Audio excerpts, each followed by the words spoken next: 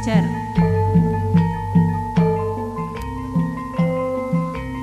Maju lagi.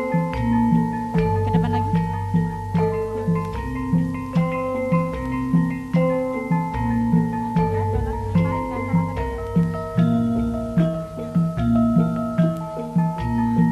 Balang gantalan nggih. Setunggal, kalih, tiga, monggo. Pundi niki wau sing riyen? Pundi niki wau sing riyen? Oh, masih.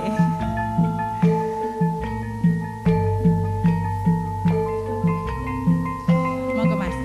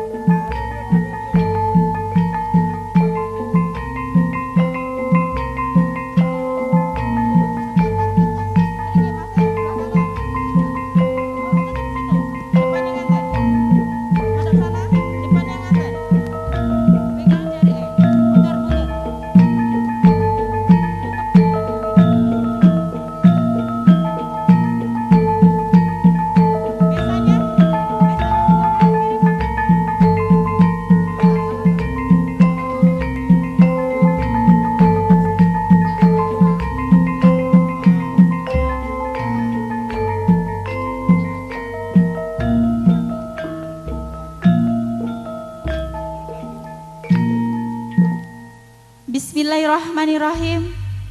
Assalamualaikum warahmatullahi wabarakatuh.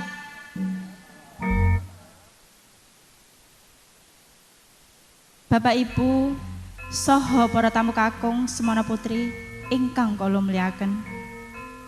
Ingkang sepindah lalangkung utama ngaturi monggo.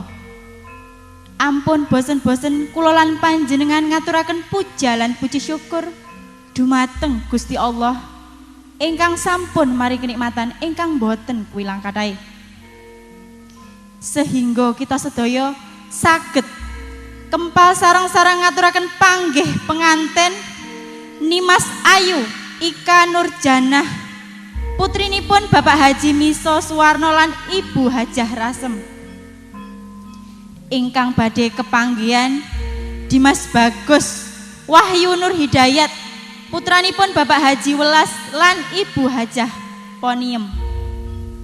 Sholawat ugi salam mugi tetep ing ngatasi ingsan ing seluruh junjungan alam Nabi besar Muhammad sallallahu alaihi wasallam. Mugi kita sedaya benjang angsal syafaatipun enten dinten akhirat. Amin ya rabbal alamin. Bapak Ibu ingkang kula mulyakaken, kula mriki diparenggahake Sri penganten kekalih mbok pilih wonten klenta klentune ngatur kula nyuwun agunge samudra pangapurane nggih. Sembara-sembara lintang kae dudu sembara lintang rembulan nanging sembara Sri penganten ingkang kakung kados Kumajaya ingkang putri kados Kumaratih sakarone wis mantep kadya mulya jaya kula ranteng dene panjenengan indanana tak ranane ana 5 perkara. Kaping setunggal sira kudu isa syukur lan beriman marang Gusti Allah ingkang sampun mari kenikmatan ingkang boten wilang kathahe. Kaping kalih sira kudu isa bekti marang wong tuwa, ngerteni wong tuwa iku sing ngukir jiwa raga, kita wajib dibekteni. Kaping 3 sira kudu isa rukun marang sedulur lan lingkungane, gotong royong iku anggawe santosa. Kaping sekawan sira kudu isa nindakno tuntutane agama lan ninggalake larangane. Kaping gangsal sira ya melu programe pemerintah ya ikune program keluarga berencana. Mriki wonten Bu Bidan niki sing nganteni Bu Bidan nggih. Bu Bidan apa dokter Pak De? Oh Bu Bidan. Mbak e nganten niku senyum-senyum. Kalih mawon apa sekawan? Kalih dosa Pak De. Biyoh-biyoh. Ndamel kesebelasan. Kula niki ajeng tanglet kalih ibuke Mbak nganten niki. Nyuwun putu pinten, Bu? Nyuwun putu pinten?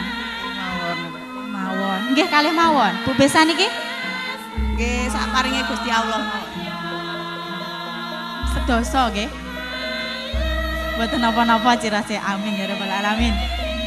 Mugi-mugi dadi keluarga sing rukun nggih Mas nggih. Mugi-mugi dadi keluarga sing mulya ya Mbak ya. Bapak Ibu mangestani anggonmu jejodohan nganti kaken-kaken nganti ninen-ninen.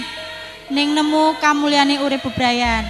Cekap semonten anggih kula manggihake Sri penganten kekalih mbok bilih wonten kekiranganipun kula nyuwun agungipun pangapunten. Kula akhiri wabillahi taufik wal hidayah. Wassalamualaikum warahmatullahi wabarakatuh. Semonggo Bude. Gendong alon-alon dugi nggen pelaminan nggih. Matur suwun sanget nggih Pak De.